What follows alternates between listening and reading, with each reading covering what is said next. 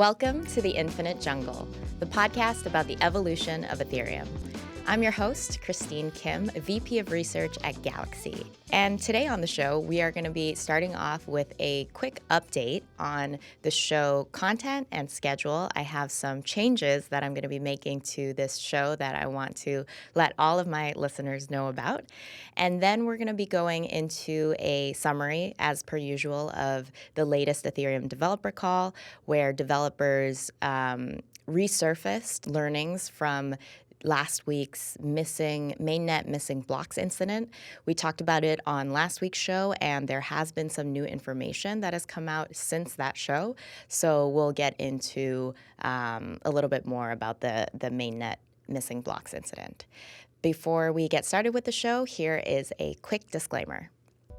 I need to remind you to please refer to the disclaimer linked in the podcast show notes and note that none of the information in this podcast constitutes investment advice, an offer, recommendation, or solicitation by Galaxy Digital or any of its affiliates to buy or sell any securities. All right. So I want to start off this show, firstly, by thanking everyone who has been listening so far to the Infinite Jungle. I have been enjoying very much everybody's feedback on the show. And one of the things that I'm going to try and start doing now is changing up a little bit of the show structure and the show content. For people who have been following along for the last several weeks, you will know that this show is very technical, but also it has a lot of content in it. We get started with diving into what's happening on the protocol layer of Ethereum, what's happening to core development. And then we switch over to what's happening in the broader Ethereum ecosystem, talking with builders, project founders, developers about what's on their mind. And it's a lot to package into one episode. So moving forward, I am going to be releasing 2 episodes a week and breaking out the content so that first, you are going to get the summary of the all-core developer call. And really, rather than a summary, because you can always get the full summary of the call, these podcast versions are meant to pinpoint, important parts of the call only, and really give more insights, more opinionated takes on what was said on the call. That is still going to happen, and that is going to be the bulk of the one of the 2 episodes that come out on the week on Tuesdays is the plan right now. And then for the second episode that comes out for the week, that will be the interview portion, going into what's going on in the Ethereum ecosystem, talking with a subject matter expert about something like shared sequencing like we had last week, or talking about stake centralization like we had a couple weeks ago.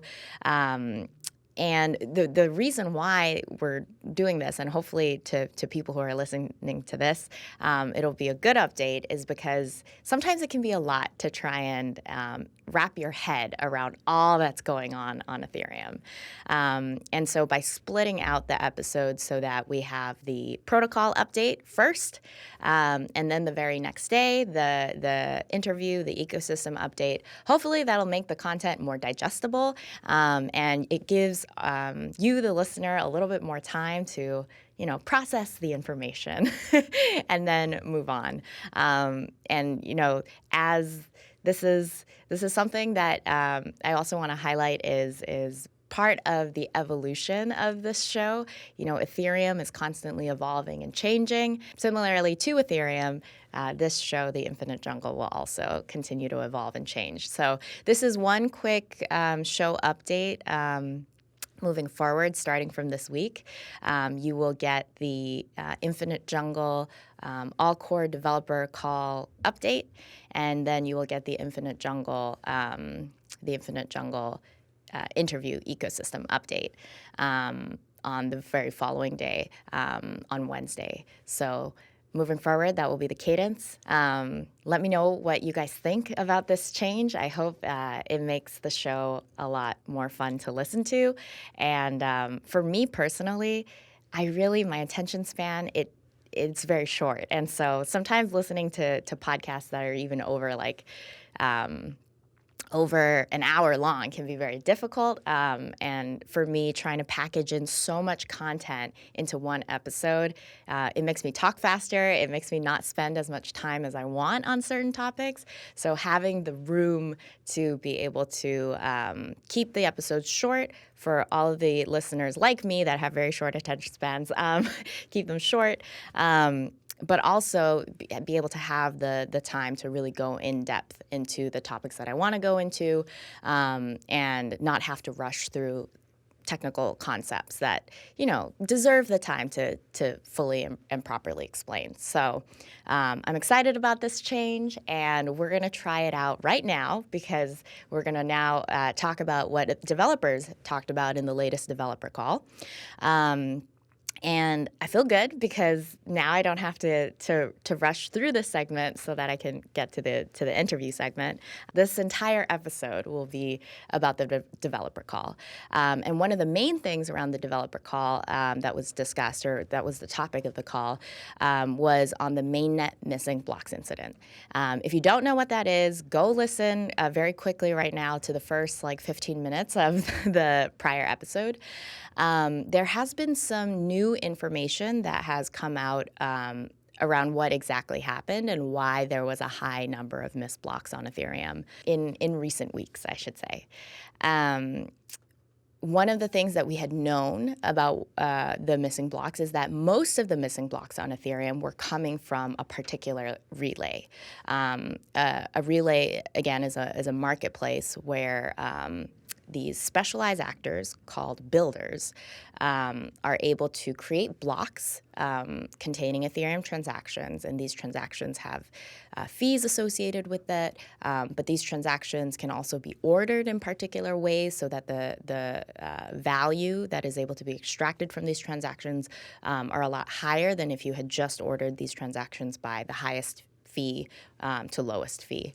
And a lot of the value is created by using traditional market strategies like front-running, back-running, sandwiching transactions to create a lot more value. So people that are very knowledgeable about the way decentralized finance works are able to kind of manipulate ordering of transactions to be able to extract this value.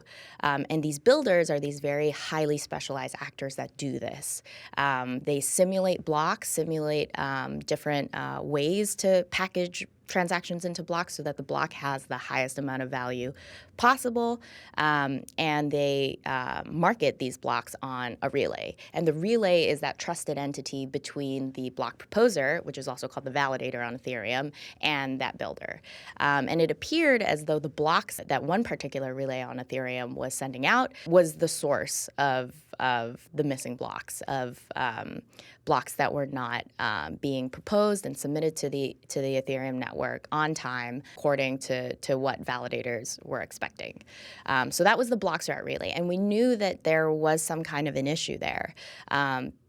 Why wasn't the Bloxroute relay submitting and proposing their blocks in a timely manner? And there were missed slots. Slots are kind of like the interval of 12 seconds where a block is supposed to be proposed. There should be a block for every slot on Ethereum, every 12 seconds, like clockwork.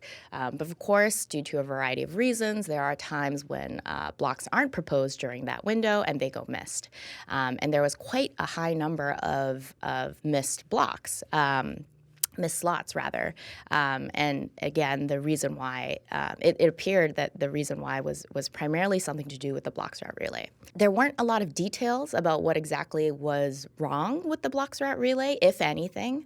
The Bloxroute team was very adamant that it didn't appear to be an error in the way that they implemented the latest Ethereum upgrade, which was the Denkun upgrade. It didn't appear, in their view, to be an issue with the updates that they had made to their software since the Denkun upgrade activation. And one of the new pieces of information that came out since our last episode is a post-mortem by the Bloxroute team. And the Bloxroute team had explained we investigated this, and the reason why this happened was due to our BDN, our block distribution network. Bloxroute's BDN is this private networking layer where people connecting to that layer can submit their blocks faster, can propagate their blocks through the Ethereum network faster than if they use the regular public Gossip Sub. Gossip Sub is the name of Ethereum's public block distribution network. Their peer-to-peer networking layer. And so Bloxroute had said their BDN is what's causing the issue.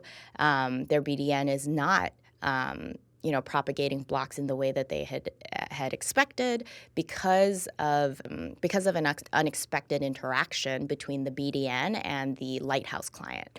The BDN, according to the Bloxroute team, relies very heavily on this consensus layer client, on the Lighthouse client, and the Lighthouse client's API to work, and the interaction between that client and the BDN is really what's causing the issues.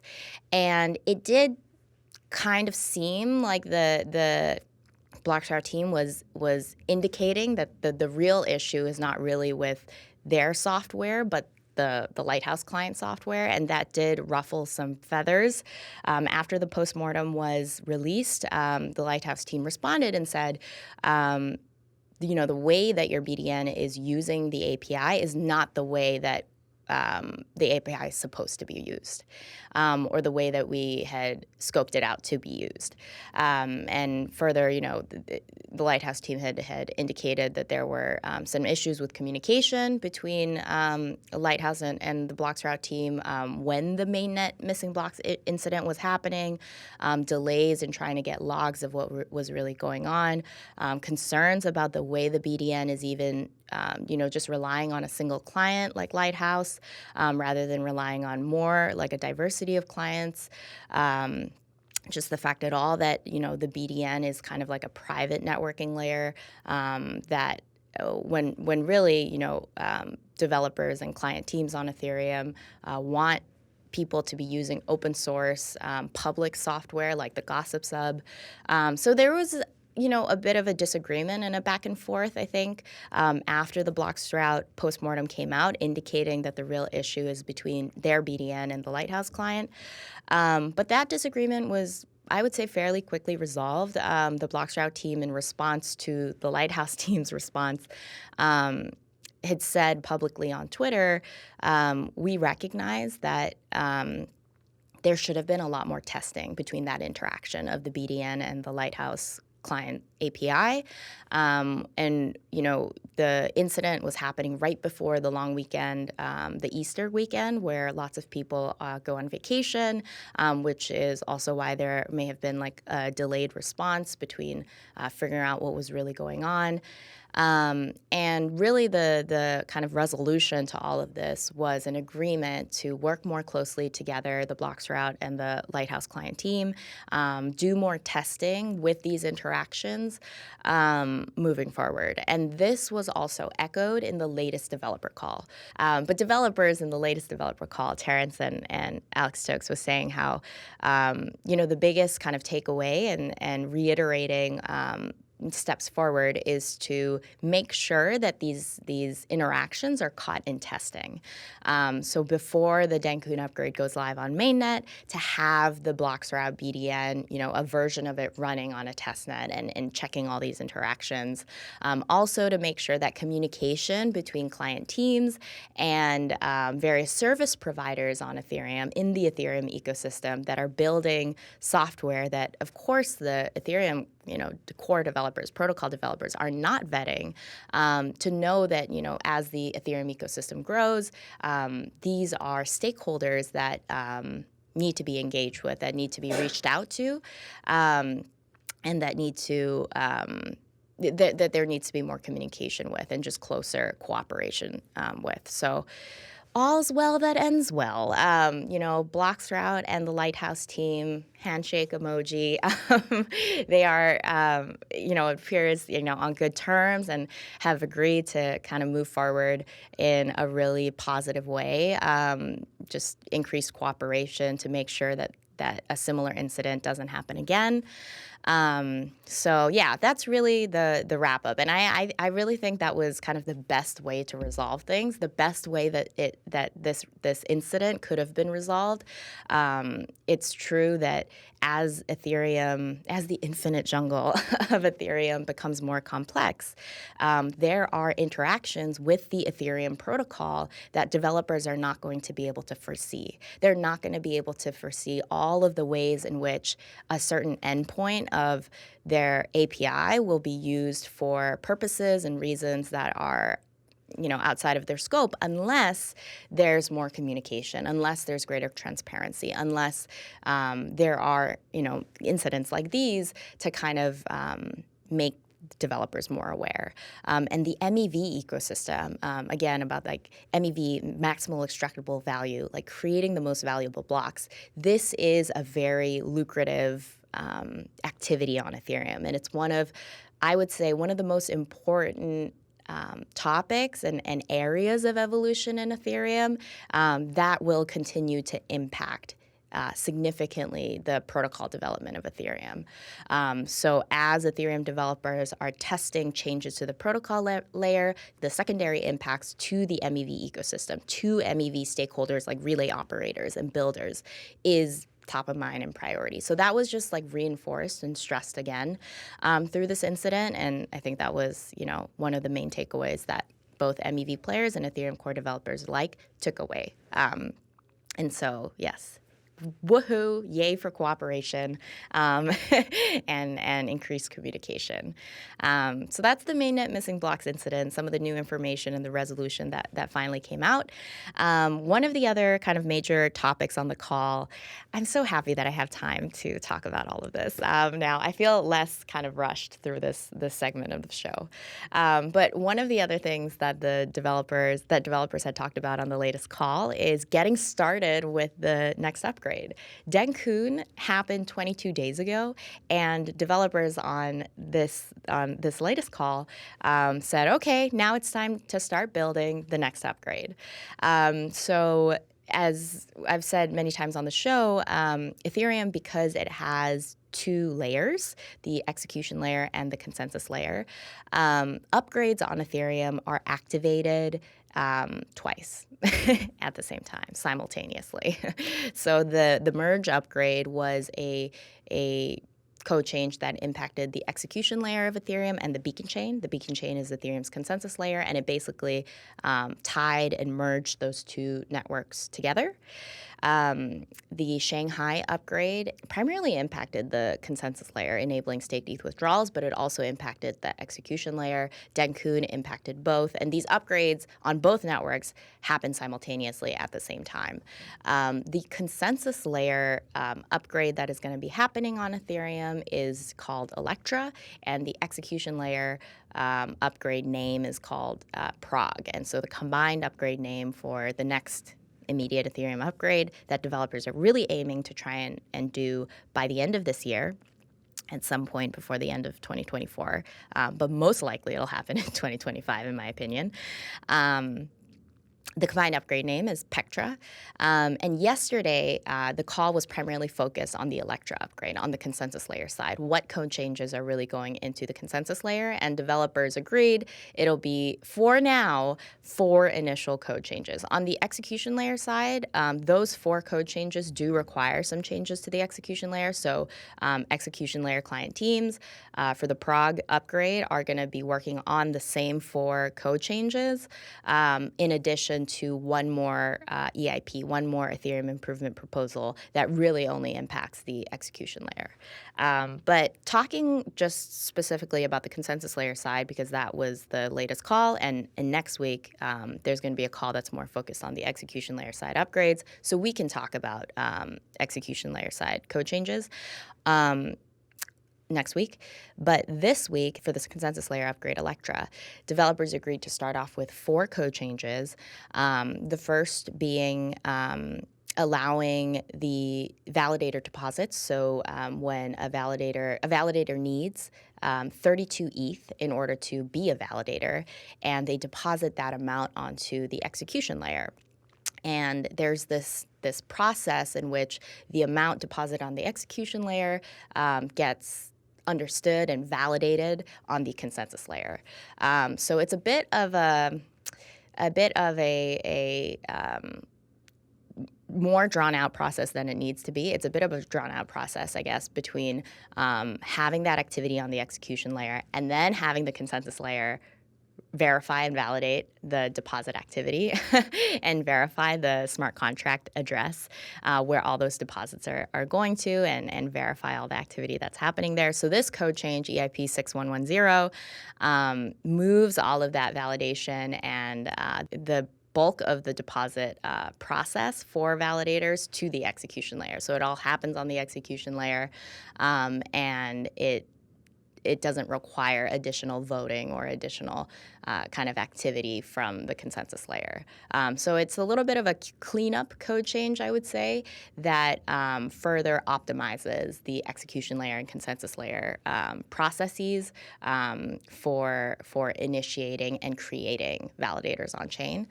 The second code change, I don't have the exact number, but it basically allows execution layer triggerable validator exits. So validators on Ethereum can deposit and become a new validator, and they can also exit and leave.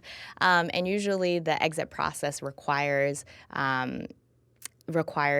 manual kind of intervention from the person that is running the validator node, and it's not easily possible for a smart contract basically automatically executing code on the execution layer to trigger those exits from the execution layer. So, a user normally has to manually kind of trigger that exit for the validator. But in the case of, decentralized staking pools like Rocket Pool and other kind of smart contract-based staking pools that many of their operations are actually done through smart contracts, code on Ethereum that just runs and self-executes. This code change would allow more trustless operations to happen in those staking pools. So when you spin up a validator, when you delegate your stake to these staking pools, for the code to be able to trigger exits rather than relying on, the influence of an actual human being or like an actual individual or company that's running those validators. So in short, it's a way to make staking pools on Ethereum run by smart contracts more trustless, because it allows those staking pools to be able to trigger validator exits rather than having to rely on the goodwill of the validator node operators, whoever has been contracted to operate these validators on behalf of the person that's staking their ETH. So that's the second one. The third one we've talked about quite a bit, max EB, the ability for validators to have a higher effective balance than 32 ETH. This is intended to really greatly reduce the number of active validators on Ethereum. So instead of having over 1 million validators, have those validators that are earning rewards from their balance of 32 ETH to be able to consolidate their balances into just one large validator and then be able to earn rewards off of a larger effective balance, an effective balance greater than 32.